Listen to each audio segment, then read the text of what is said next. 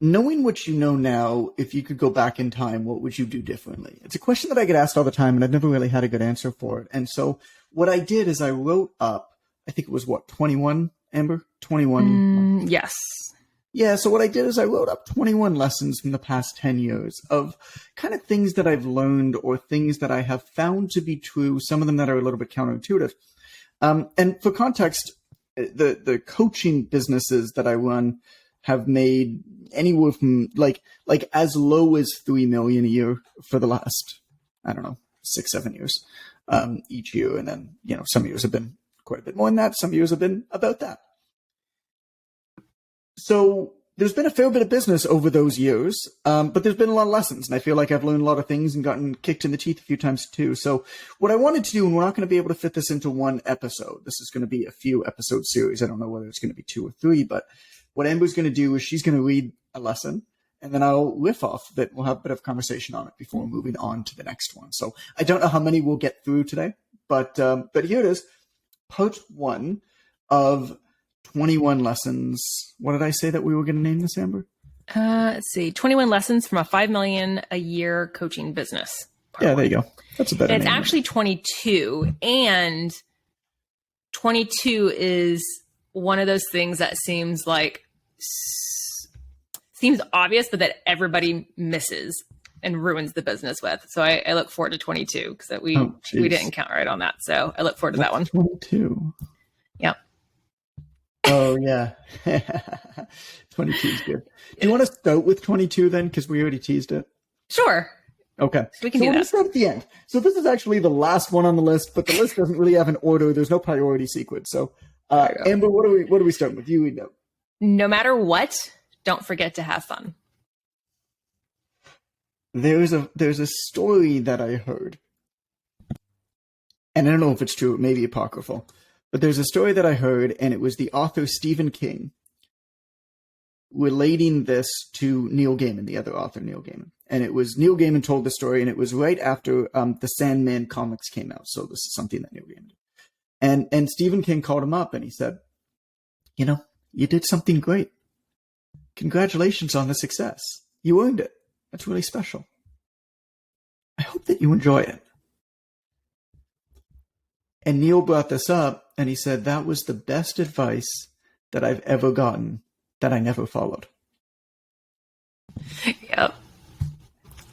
And I think about that a lot, because for a lot of years, what I did objectively was pretty great. I mean, we had built a great business. We still have a great business, but we had built a great business, and I didn't enjoy it. And I never took the time to enjoy it. And now I look back at that and I say, man, what an opportunity missed. And what I'm doing now is I'm taking a lot more time, and I'm enjoying it a lot more. Tomorrow, for example, we're recording this on a Wednesday. Tomorrow's Thursday, for example. I'm going to go to a library and I'm going to read a book all day. Nice.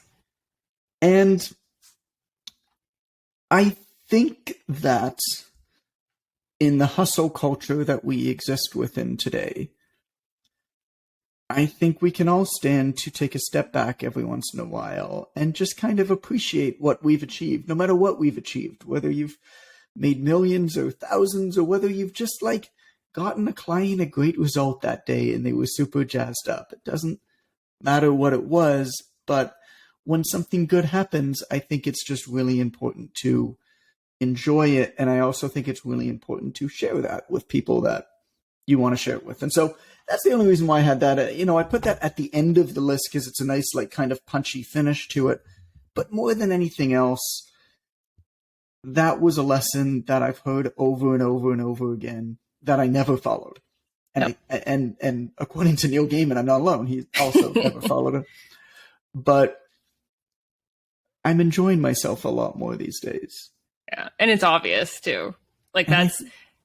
Everybody feels it, right? That's the thing. When you show up and you're enjoying what you do, people that are part of the audience feel it and feel inspired and motivated by it as well. So I think not even just for personal gain, but it affects the people that are in your audience as well. I hope so. I hope that if nothing else, it leads by example, that it doesn't have to be serious all the time, and that you can be serious and that you can be professional, but you can still be loose and have fun and show your personality. Yep. And people who like that are going to like that. And people who don't like that are not going to like that. And that's totally fine. If you don't like that, you're probably not going to like me. And you're going to figure that out at some point. Yep. So you may as well figure that out sooner rather than later. I mean, building any business is incredibly difficult, but especially building an online business can often be lonely. And so you're going to have days where you want to throw your computer out the window, where you want to scream into the ether and bang your head against the wall. And so you don't want to build a business where like you get out of bed and you just don't want to do it.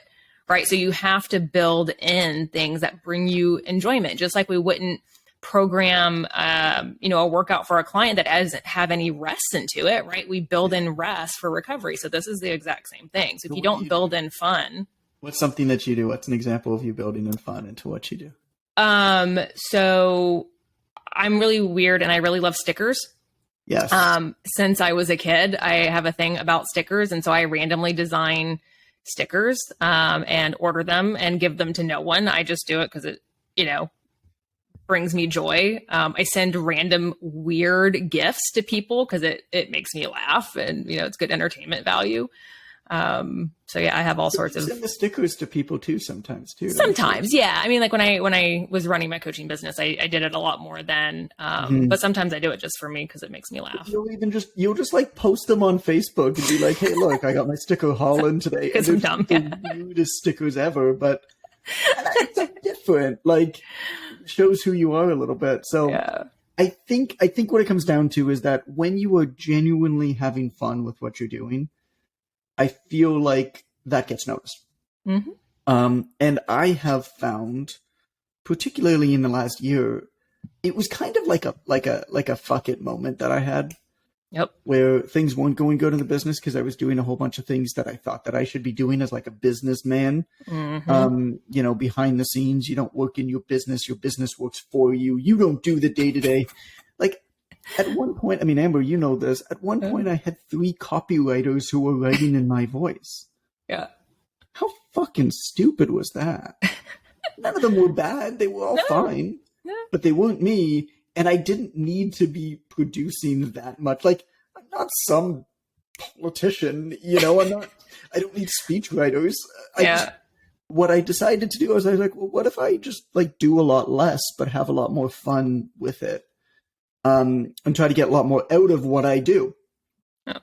And actually, the theme, will have already gone out. This is the email that's going out on April 14th. So you'll be able to read this email if you go to 5repsfriday.com. I have all of the past emails there. If you go back to April 14th, you'll see it. The entire theme of the email that's coming out this week is the value of doing nothing, or the value of doing a lot less than you're already doing, and how to think about that. And the entire email is about that theme. It's the first time I've really like themed an email. I don't call it out. It's just like very obviously that kind of thing. It's something I think about a lot more. I am doing so much less than I ever used to do. I actually just had, I do consultant calls like very rarely, and I actually don't want to do anything. He asked me at the end, he's like, I didn't even know that you open yourself up to calls like this, man. Like I had to like search for it, and somebody else told me that he booked one with you. I'm like, yeah, I don't really want to do them. Basically, enough people were asking me if I could do like an hour call with them. And I was like, sure, $1,000 an hour, because I figured that was enough that they would say no. And then they kept saying yes. And so I think I'm just going to double it because I don't really want to do it. But anyway, I had one of them just now.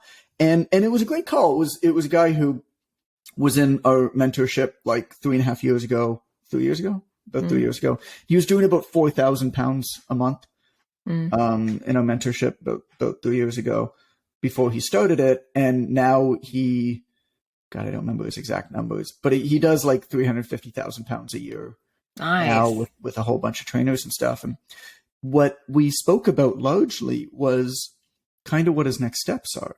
Like he's bored. He doesn't have to do anything. He's like, I got my coaches doing the work. We've got our ads running. We have our process of converting people. We've done it for 16 months straight. Like, I don't really have to do anything. I'm bored. Like, what should I make my next steps? And what I said to him was that you don't actually, I don't think, need to have next steps. Like, I think eventually you will have a next step, but I also don't think that there's anything wrong with being in between steps. And I told him that story about, what the Neil Gaiman story, which is why I guess it was top of mind. But what I also said to him is that when you're in between steps, I said, unless you vividly know exactly what you need to be doing that day on your business, your default should be, I'm going to build my personal name and my personal reputation. Yep. And that's the easiest way to kind of overcome when you're in between. It's like, it's totally fine to be in between stuff. You don't always have to be working on something really, really hard. But the best thing that you can ever do when you're in between stuff is working on yourself. And then opportunities will find you.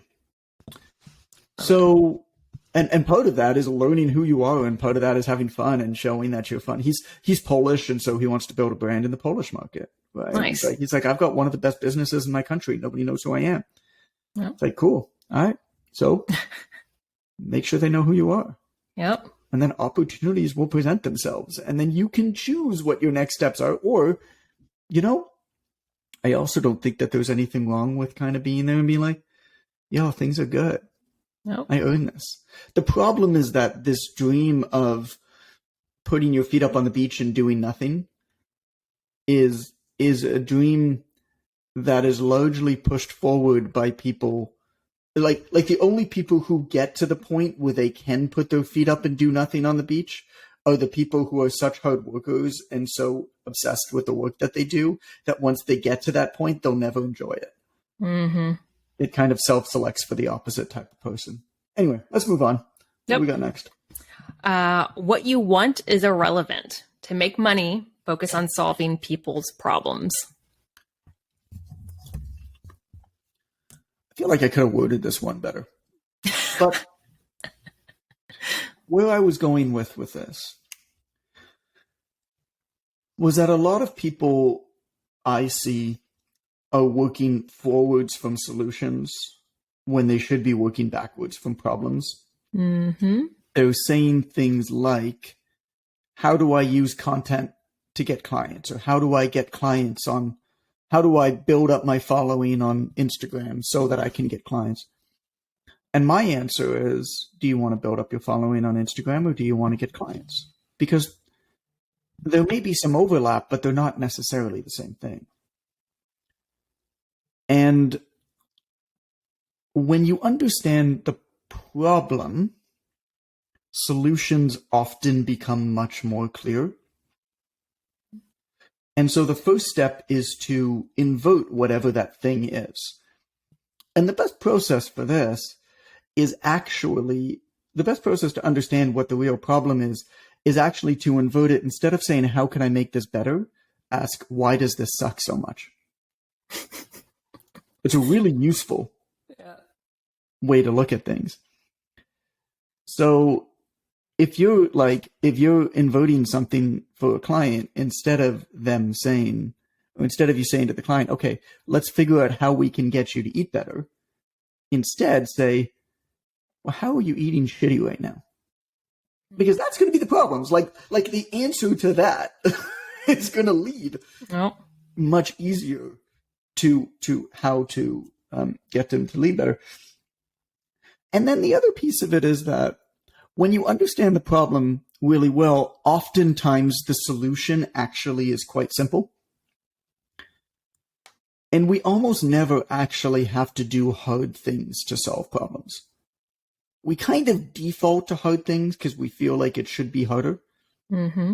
But how many examples have we given on this podcast, Amber, where there's like, okay, well, how do I build my Instagram? And what is the algorithm doing? And how do I create this content? How do I think? It's like, well, actually, you need 20 clients who are affluent. Doesn't matter where you get the money from. Like the problem is you need 20 clients who are going to pay you $300 a month. So you need 20 people who can afford to pay you $300 a month that you can help. A much simpler way to find those people is just to go to a rich neighborhood and talk to people. Yep. Versus trying to compete with the world in figuring out a way to break through in content when there are 22-year-olds who have grown up with TikTok who are full-time movie producers. Yep. And are just naturally going to be better at it than we are. They're just going to be way better than you at it. And so if you understand what problem you're solving, which is I need a few clients, man. Mm-hmm. Well, then you can work backwards from that. If you try to work forwards from the solution, you will often overcomplicate things. And it's going to be way harder for you. Yep. But this also applies, just to look at this from a slightly different angle, right? Like to the services that we offer, right? Because we tend to default to customized programming, nutrition guidance, and coaching calls. Like people just assume that's what they should be including. So when it comes to, you know, whether it's building your packages or if you are doing stuff online, what you want to talk about and what you want to offer may not match what they actually need. Right. And I know when we do like social media audits, like I've done a few today, like there is a huge gap between what they want to talk about versus what their clients actually give a crap about. You know, so what do you mean?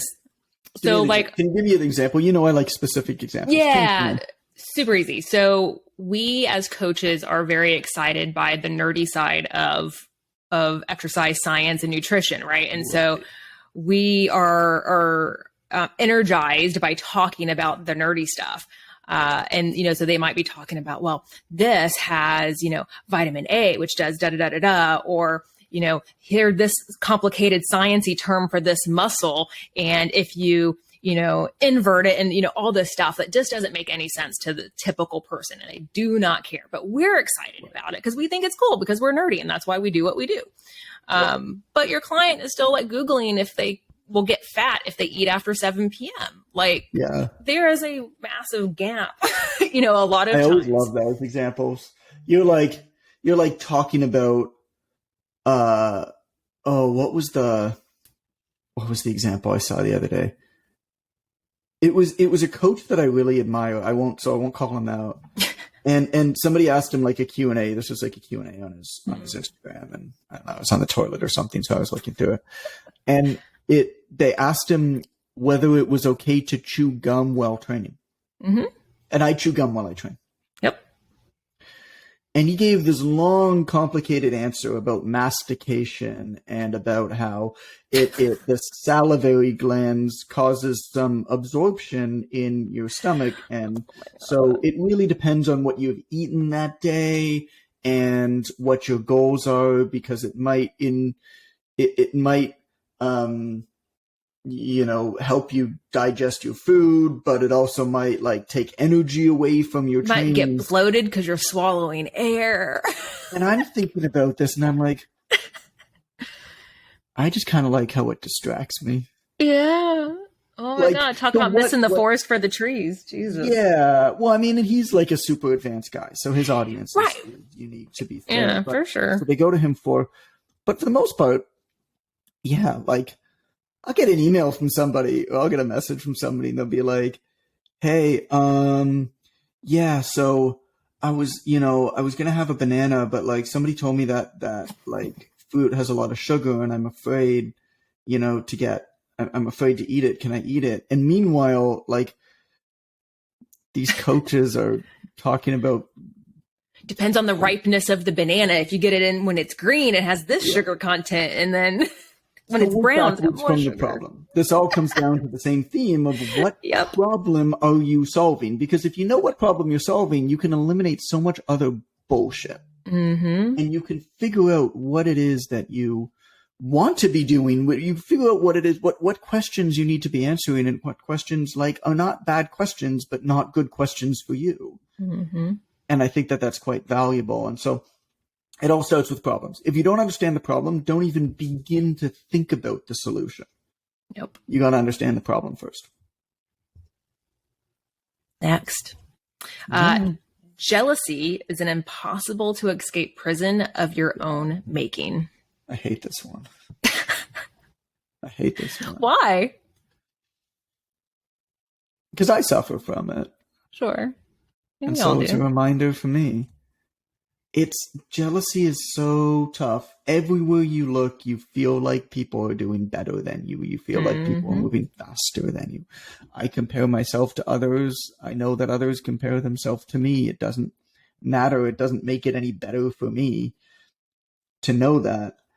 And what I used to do is I used to actually block people I was jealous of. My solution was I just don't want to see it. Yep. And a part of me felt like that worked. And I think it did to some extent. But I also felt like my development, particularly as a business person, because often who I was jealous of were like people who were like, I'm as smart as that person, but like I should be in the position that they're in. I should have Yeah. gotten this accolade or whatever. And so I blocked them because I didn't want to see it. And then I had dinner with a friend of mine. And I told him about this. We were talking about one person in particular. And I told him about this, and he's just like, well, that guy teaches a lot of good stuff that you're probably missing out on. It's James Clear, isn't it? No, it's not James Clear. I quoted James Clear in the book. Oh And I was like, oh, I fucking hate myself, but he's so good. No, it's not James. I got nothing against James. I'm not know. jealous of James at all because It's just a running joke at this point. I know. But I don't have anything that I like. Any. Yeah. He doesn't do anything that I really want to be doing. Yeah. I think what he's accomplished is great. But no, this other person. And so my friend was like, "Yo, this person does a lot of good stuff. Like, if you're jealous of them, you should actually probably explore that." Because what is most likely happening is they are doing a lot of things that are the same as you in slightly different ways. And if it's working for them, it's probably worth you understanding where they're different than you as a way for you to get better. Like if there's somebody out there that other people like to listen to, but you look at them and you're just like, oh, I hate this guy. Well, one of the best ways to learn is from people who don't do things the same way as you. Mm-hmm. It still doesn't help with jealousy, though. And so here's how I get over the jealousy thing. I look at that person as a whole, and I ask myself, I know that I can't have just this one bit of their life or just this one bit of their success, assuming that their success is real. Right? I know that I can't have this. What if I took their whole life and traded it with mine? Would I be willing to make that trade? And I'm never willing to make that trade. Doesn't mean that there's anything wrong with their life. But in a lot of cases, these are people without children or families, for example. And so the reason that they're able to do what they do, the reason why they're able to travel and speak and network and travel around to all these podcasts and appear on them, or put in clearly like 20 hours of work a day into content, into everything that they're doing, is like they don't have family or kids. And that's their decision, and that's totally cool. Nothing against that. But I wouldn't trade finishing work at 5 p.m. every single day and being with my family until I go to bed. I wouldn't trade that. So that's how I get over the jealousy thing, is would I trade everything that I have for everything that they have? I like it. Do you ever feel jealousy? I feel like you don't feel jealousy that much. Not too often. It's not. I like challenges and figuring things out, and so for me, feelings of jealousy kind of turns into more challenge and like, okay, if they can figure it out, I sure as hell can figure it out if I care enough to do it. And so for me, it becomes a rabbit hole of learning random, things. So I went on a binge for like learning Python for a little while.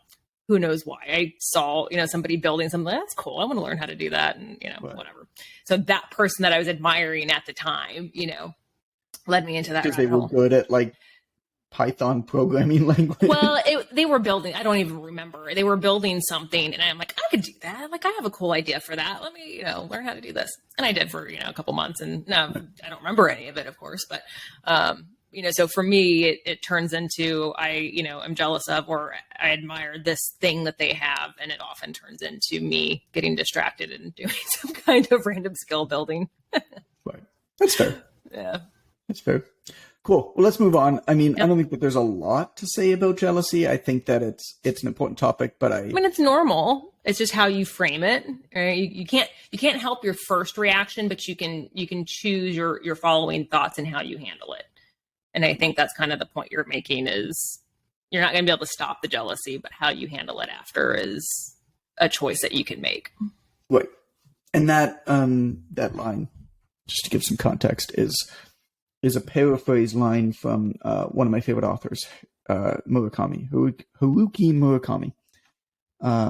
That idea of jealousy is an impossible to escape prison of your own making. Yeah. He said something about the heart too, but I didn't like that part. That makes sense. All right, the next one. Little dig there. No matter how much money you make, at the end, you'll be willing to give it all away for one more day. Never forget this. Yeah.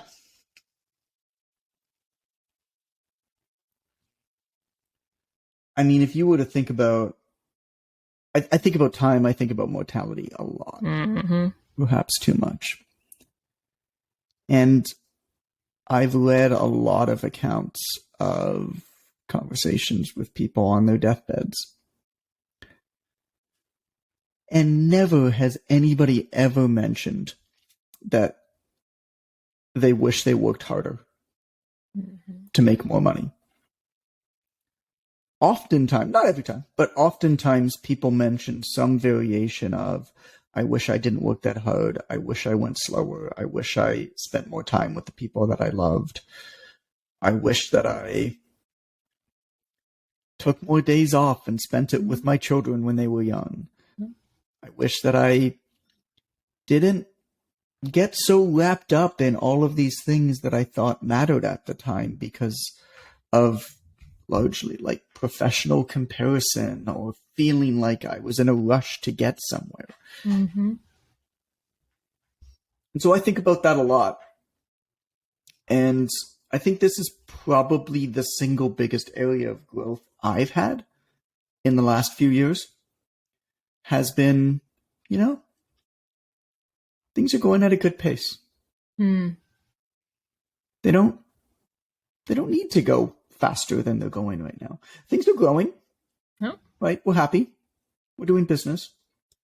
There are people who have bigger businesses. There are people who are working harder and building their email lists or whatever faster than I am.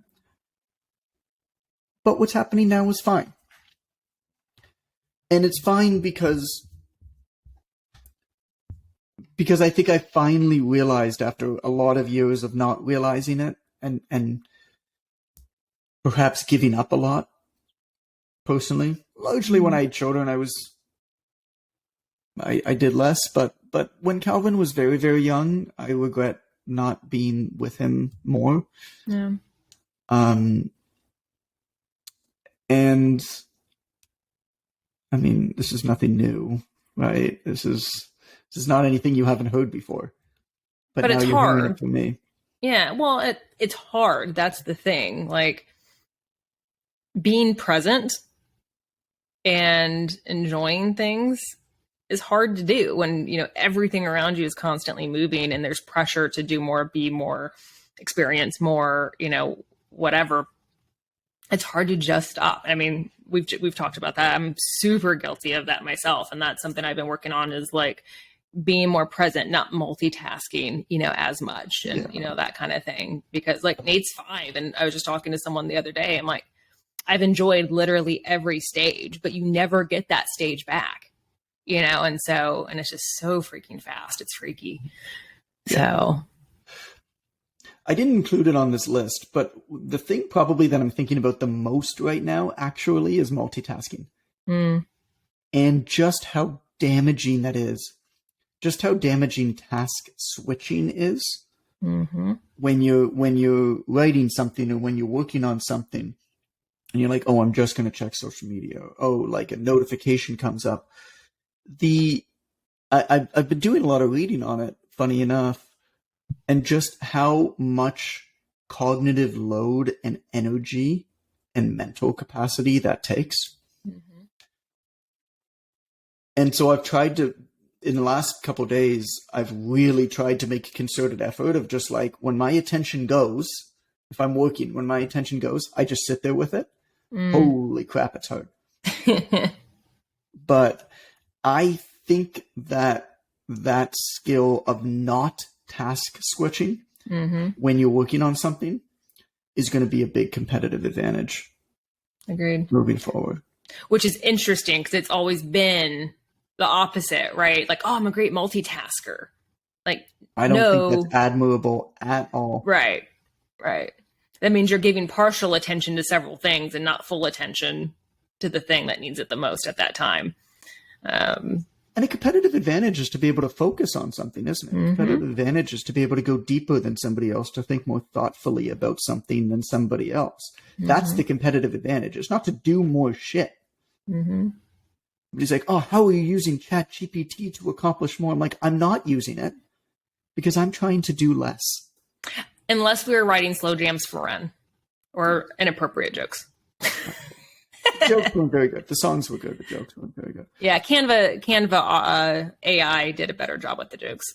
But do you agree with me on that? That increasingly it seems like the competitive advantage actually is in being more careful about choosing what you do, which largely works from number one, which is working backwards from the problem. And then doing less, but doing a better job at what you choose to do. I think it's going that way, but I think especially for people that aren't in that are in more quote unquote normal jobs, right? Like people who multitask may seem like they're getting more done. It's just not getting done as well compared to someone who focuses. So they do less better versus someone else. But from an outside perspective, someone may think that they are more productive, so I think there's going to be some education that is required for that. But I think we're heading in that direction as we're looking at better mental health and accommodations for the way people work and that kind of stuff. Just doing a better job, being more thoughtful about it. Yep. Agreed. Next up. Okay. One great friend is worth more than 10 good ones. And you can hear my friends in the background, my puppies. So I basically have one friend. His name's also John. I have lots of people I'm friendly with. I have lots of people I love to see. But I have one person who I'll go out of my way to go see. On Sunday, I drove to his place. He's 30 minutes away. I drove to his place with just Jaden. Calvin was with Allison. And his two little girls, and we just spent the day together. There's one person in my life like that. I don't have time for anybody else. And I think that as I've gotten older, one thing that I've come to appreciate is that it's okay to have friends at certain points in your life and still care for them and not have them in your life moving forward. Absolutely. I'm happy to see them. Yeah. If our paths cross, but I don't feel any, I don't feel like I have to reach out to them. If we happen to be at the same place, it's really good to catch up. Yeah. And there used to be a lot of guilt around that.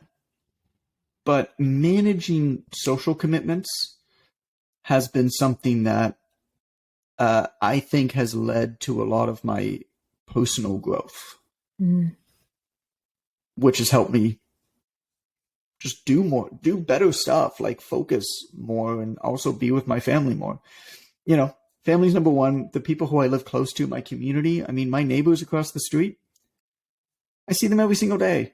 They're more important to me in my life than my best friend. If we move, I probably won't keep in touch with them.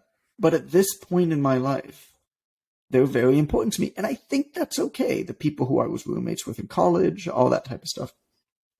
I think that's okay as we grow. And I don't hear, particularly I don't hear guys talk about friendship that much. Agreed. But I don't hear people talking about friendship that much, particularly friendship as you grow as a person, as your lives change. And what I have figured out is that it's perfectly okay, and there doesn't need to be any guilt involved in leaving old friendships behind. Mm-hmm. And it's better to have one or two people that you grow old with as really dear friends than it is to have a bunch of people that you're just kind of connected to. There's, I mean, seasons in life, right? And you enjoy the season with this person, and sometimes we carry forward and sometimes we don't. It's enjoy it while it's there. So I get this one. This is kind of similar to you. I'm one of those people, like, if we make plans and then you cancel, I'm like, yes, thank you. You know, like, I love you, but I can stay home. So yeah, I think there's a lot of pressure, right? Like, through either social media or whatever, for like having all of these friends, and you see people like they get married and they have like 15 bridesmaids or groomsmen, or like, I can't even name that many people. Like, I don't have that many people in my network. So I think there's this odd pressure for these massive friend groups that just, for 99% of the people, don't exist. Not in a really close capacity in any case. And how many of them would you miss if they weren't around? Or how many of them would drop anything they were doing? Mm-hmm.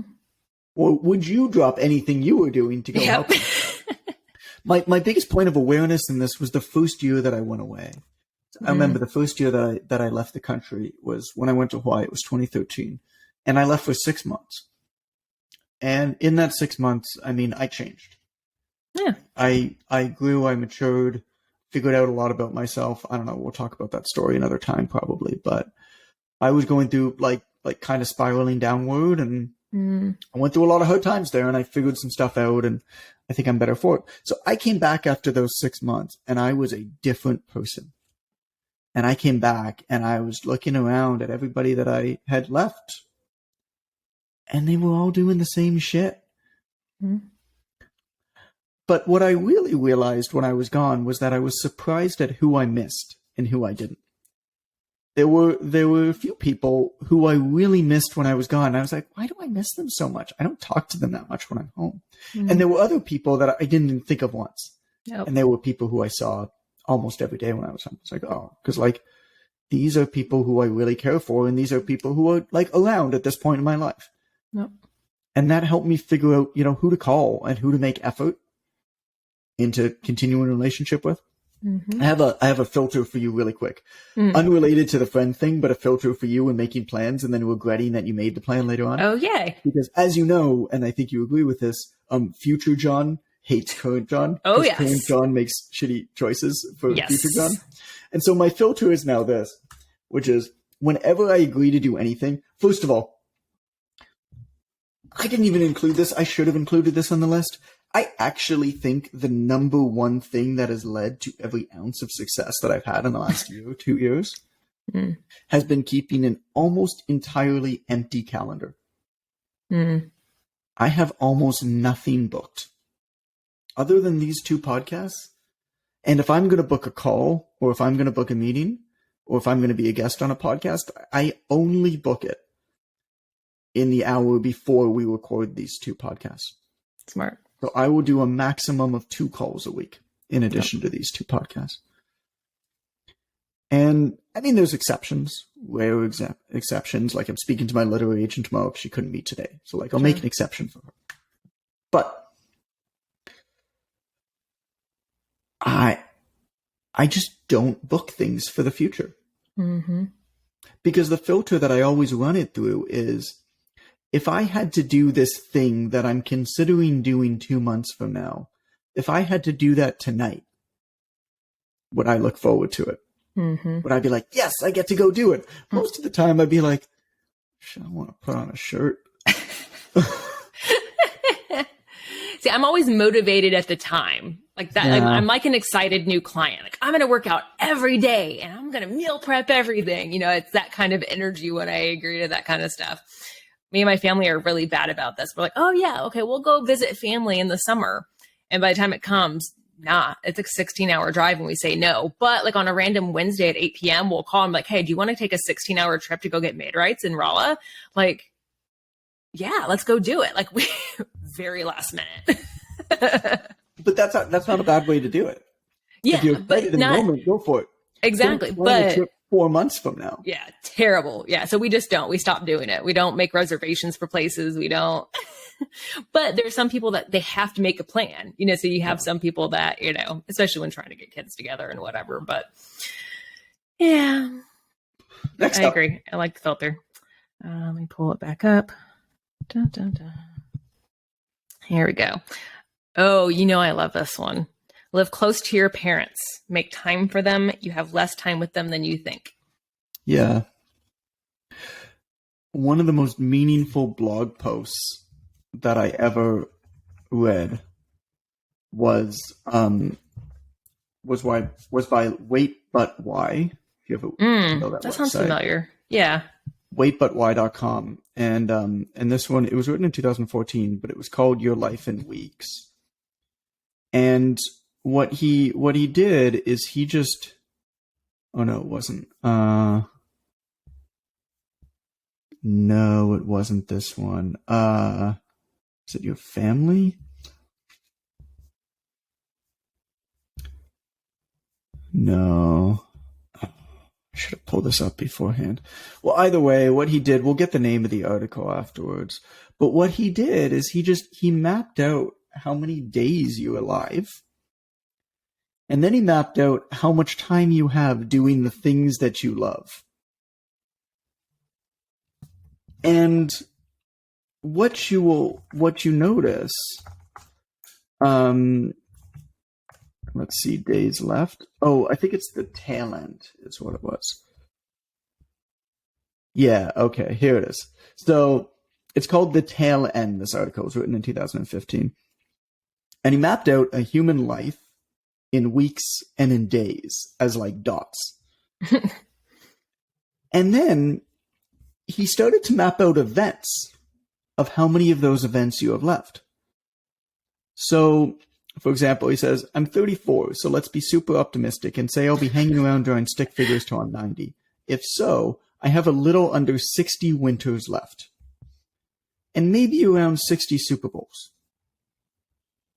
And then he just goes in everything else. And he's like, there's been 8 U.S. presidential elections during my lifetime, about 15 to go. I've seen 5 presidents in office. If that way continues, I'll see 9 more.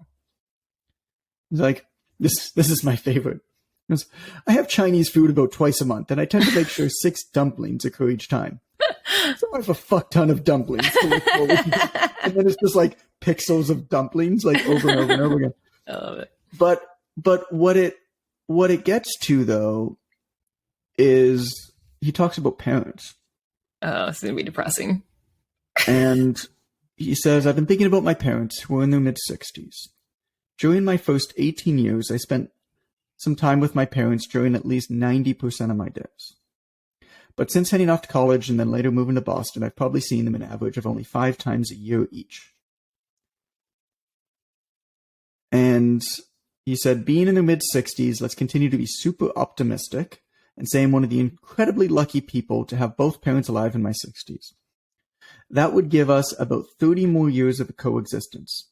If the 10 days a year thing holds, that's 300 days left to hang out with my mom and dad. And what he realized is that by the time that he graduated high school, he had already used up 93% of the in-person time that he had with his parents. Mm-hmm. When you think about numbers that way, it becomes really jarring, doesn't it? And I live, as do you, Amber, a walk away from my parents. 621 steps. We counted. We're 6 minutes and 49 seconds. I love it. My mom walked over this morning, Aww. the same as yesterday. Yeah. Picked up Jaden, walked him to the library, hung out with him at the Aw. library for a while. I saw her for 20 minutes when she came back and dropped him back. I think in terms of just overall quality of life, if you can do it, living really close to family Mm-hmm. or super close friends, this could be chosen family, Yep. right? It doesn't have to be God-given family. It could be chosen family. I think that almost above everything else positively impacts the quality of your life. Mm-hmm. 100%. It's a support system. It's little passing by conversations like being able to see your mom for 15 minutes on a Wednesday morning. Mm-hmm. Those little intimacies, and not like in a romantic sense, but like those little interactions that, you know, nobody else will ever get to experience, you know, between just you and that person, like, is just, you know, amazing. And we're a village people, right? Like, we naturally crave having a village and a community to be a part of. I think it's a huge part of, you know, good mental health. And the difference between having an event that you go to, like when I lived a drive away from my parents, no, not super far, but when I lived a drive away from my parents, I'd see them maybe once a week, maybe every 2 weeks, but it would be for something. Yeah. And so there would be like an event that we're going for. And don't get me wrong, it would still be nice, but to be able to see them as in between moments, or even just like, I'll message my dad sometimes, be like, "Yeah, you want to go for a bike ride this morning?" Mm-hmm. He might say yes, he might say no. To be able to have those in between times, it's just really special. I mean, I don't talk about it a lot because I don't take pictures of my parents because it's nobody's business. But every time I do, and I blank out their faces, people say it really resonates. So whether it is your family, whether it's a chosen family, proximity is underrated. Mm-hmm. And it actually is the same for fitness. Yeah. If you were to ask me, I actually have a book mapped out on this that I might write at one point, but if you were to ask me the number one most important thing when it comes to a fitness program or getting in good shape or being healthy, you know what I would say? Tell me. Proximity and convenience. Yep. Number one thing. Number one thing. Everything else to me is secondary to that. And I think it's the same with quality of life. So much of our lives are lived online these days, and we're always trying to improve like our status online. But when you actually look at the quality of your life, it's the people and the things that surround you that impact you more than anything else. Mm-hmm. And I learned this from a lot of years of traveling and living abroad and living in lots of different ways, different environments. I mean, a lot of the travel that I did was searching. It was searching for the way that I wanted to live. There's a line from Lord of the Rings, which is, "Not all who wander are lost." Mm-hmm.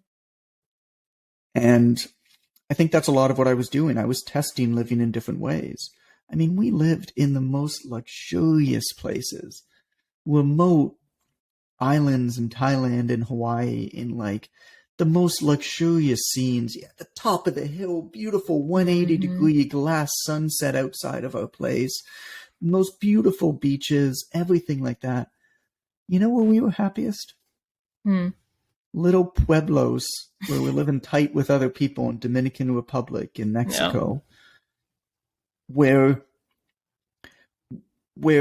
I put language to this afterwards, but where the amount of positive, what I call micro interactions, were maximized. You don't even need to know somebody's name. In many cases, I didn't even speak the same language as them. But just like the recognition, the head nod, the smile, the wave, the "Hey, how you doing?" That, to maximize that in your life, for me, improves my mindset, makes me look forward to the day, makes me look forward to going outside. And this is why I hope so much on, for business, but also just for personal life, just improve what's inside of your fence before worrying what's outside. When I say inside of your fence, that's not necessarily just your property. That's what's in direct vicinity around you. Freedom to me is being able to do what I want with who I want, when I want, how I want. And what I choose to do is I choose to be around as much as possible the people that I love and care about, and be able to see them as much as possible. And so parents is one, but it doesn't necessarily have to be parents. Yeah. Family and people you care about. Let's stop there, Amber. Yep. Good place. We'll probably take a few episodes to get through this, because we're talking we made about it other through topics. 6 there. Yeah, I mean, I hope you're enjoying this. This is a bit of a change from what we've done in the last couple months with this podcast, but this is some of the deeper stuff of like why I think it really matters, and I'd like to be able to go beyond the superficial stuff on social media. Like I'll post this stuff on social media, but when somebody say, they're like, "Yo, your podcast is basically your Instagram account on steroids." Mm-hmm. Like, what I can do here is just, you might not agree with all of it, and that's totally cool. It might not vibe with you. Some might not.